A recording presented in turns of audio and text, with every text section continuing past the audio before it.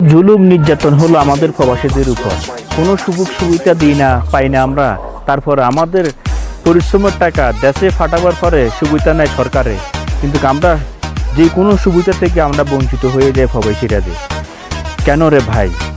আমরা প্রবাসীরা যদি মাথার ঘাম পায়ে ফেলে পরিশ্রমের পয়সা যদি ব্যাংকে দেশে না ফাটায়, তাহলে বাংলাদেশটা একেবারে জিরো পয়েন্ট চলে আসবে। নিন্দা প্রতিবাদ জানাই।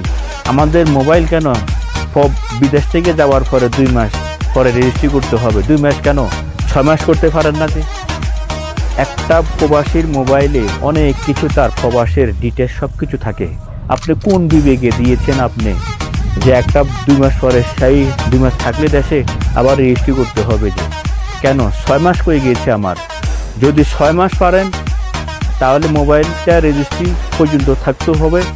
6 মাস পরে দেশে রেজিস্ট্রি করে, কারণ 6 মাসের বেশি কোনো প্রবাসী দেশে থাকে না। আপনারা চেষ্টা করবেন, যদি 6 মাস না করেন তাহলে আমরাও রেডিমেড দেওয়া বন্ধ করে দেব সকল প্রবাসী।